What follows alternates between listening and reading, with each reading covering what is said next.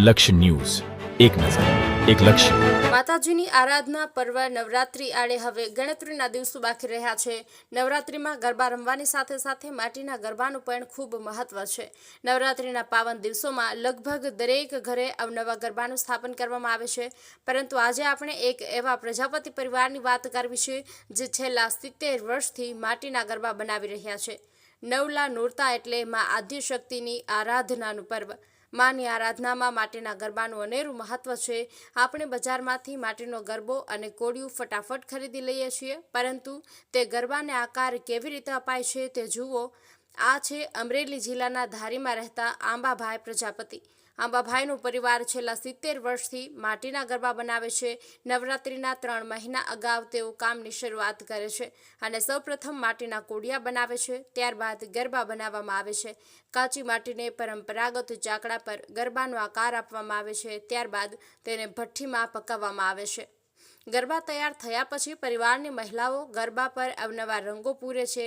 આંબાભાઈનો પરિવાર આ વર્ષે લગભગ 2,500 ગરબા બનાવ્યા છે, જે હાથોહાથ વેચવા લાગ્યા છે અને આ ગરબાની કિંમત છે માત્ર 30 થી 40 રૂપિયા. આંબાભાઈના પરિવાર દ્વારા બનાવવામાં આવેલા આ માટીના ગરબા આ વિસ્તારમાં સૌથી વધુ વેચાય છે, જેનું સૌથી મોટું કારણ એ છે કે તેઓ આ ગરબા બનાવવામાં કોઈ જ મશીનરીનો ઉપયોગ નથી કરતા. ગ્રાહકો અત્યારથી જ આ ગરબા લેવા માટે આંબાભાઈના ઘરે પહોંચી જઈ રહ્યા છે. માત્ર ગ્રાહકો જ નહીં, પરંતુ કેટલાક લોકો આંબાભાઈ પાસેથી જથ્થાબંધ ગરબા લઈને બજારમાં છૂટકે વેચીને પૈસા પણ કમાઈ રહ્યા છે. એટલે એક રીતે તેઓ પોતે તો રોજગારી જ મેળવે છે, પરંતુ સાથે સાથે અન્ય લોકોને પણ રોજગારી મળી રહે છે. વર્તમાન સમયમાં આપણે સ્વદેશી વસ્તુઓ અને લોકલ ફોર વોકલ તરફ વળી રહ્યા છીએ, ત્યારે આંબાભાઈ જેવા અનેક પરિવારને આપણે સાથ આપીએ તો ખરા અર્થમાં નવરાત્રિમાં માં ભગવતી રાજી થાય. ટીનુભાઈ લલિયા સાથે યોગેશ ઉનડકટ, અમરેલી.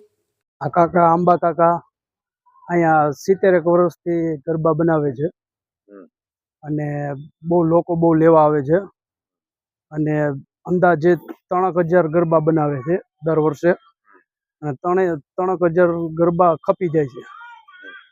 અને આ જૂના બસ સ્ટેશન પાછળ આંબાભાઈ બનાવે છે. માટીના બનાવે છે અને બહુ સારું કામ છે.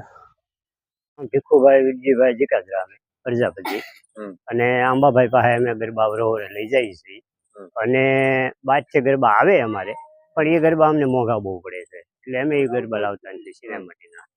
અને આ ઘણા વર્ષથી ગરબા બનાવે છે અને અડખે પડખે બીજા કોઈ પણ બનાવતા નથી, એટલે અહીં જ અમે વરોવરે ગરબા લઈ જઈએ છીએ.